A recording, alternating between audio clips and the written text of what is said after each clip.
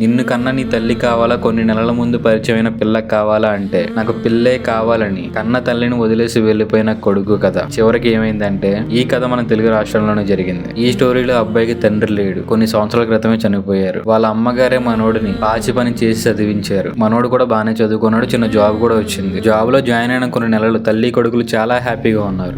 తర్వాత ఏమైందంటే అదే కంపెనీలో పని చేసే అమ్మాయి పరిచయం అయ్యింది. అప్పటి నుంచి ఇంటికి రావడం లేట్ అవ్వడం, అలాగే డబ్బులు కూడా సరిగ్గా ఇవ్వకపోవడం, బయట అప్పులు చేయడం. ఆ అప్పులు వాళ్ళ ఇంటికి వస్తే వాళ్ళ అమ్మగారు పక్కన వాళ్ళ దగ్గర డబ్బులు తీసుకుని వాళ్ళకి ఇచ్చి పంపించేసేది. కొడుకు కోసం ఏదైనా సాక్రిఫైస్ చేయడానికి రెడీగా ఉన్న తల్లిని కాదని తను ప్రేమించిన అమ్మాయి, మీ అమ్మని ఊర్లోనే వదిలే మా ఊరు వెళ్ళిపోదాం, అక్కడ అన్ని బాగుంటాయి, మన లైఫ్ కూడా చాలా బాగుంటుందని పెళ్లి చేసుకుని తీసుకు వెళ్ళిపోయింది. వెళ్లే ముందు కూడా మా అమ్మ ఒక్కద్దే ఎలా ఉంటుందని కనీసం ఆలోచించలేదు. అమ్మాయి వాళ్ళ ఊరికి వెళ్ళిన కొన్ని నెలలకు మనోడికి ఏం తెలిసిందంటే మనోడి కన్నా ముందు ఈ అమ్మాయి వేరే అబ్బాయితో రిలేషన్షిప్ లో ఉంది. ఆ అబ్బాయి కానీ వేరే అమ్మాయిని పెళ్లి చేసుకుని ఈ అమ్మాయితో ఇల్లీగల్ రిలేషన్షిప్ మెయింటైన్ చేస్తున్నాడు. ఇదంతా తెలుసుకున్న మనోడు ప్రతి క్షణం మా అమ్మ గురించి ఆలోచించకుండా ఇలా చేశాను, అందుకే నా జీవితం ఇలా నాశనం అయిపోయిందని తనలో తను నలిగిపోతూ నరకం చూస్తున్నాడు. అసలు ఇప్పుడు మనోడు ఏం చేస్తే మంచిదని మీరు అనుకుంటున్నారు? నేనైతే మీ అమ్మగారికి నువ్వు ఒక్కడే ఉన్నావు, ఆవిడని బాగా చూసుకో, ఆ అమ్మాయి తన లైఫ్ తను చూసుకుంది కదా, తన హ్యాపీగానే ఉంది కదా, వాళ్ళ కర్మకు వాళ్ళే పోతారు, నువ్వు మాత్రం అమ్మని ఇప్పటి నుంచి అయినా జాగ్రత్తగా హ్యాపీగా చూసుకో అని చెప్పాను. మీ ఉద్దేశంలో మనోడు ఏం చేస్తే మంచిదో కామెంట్ లో రాయండి. మంచిది.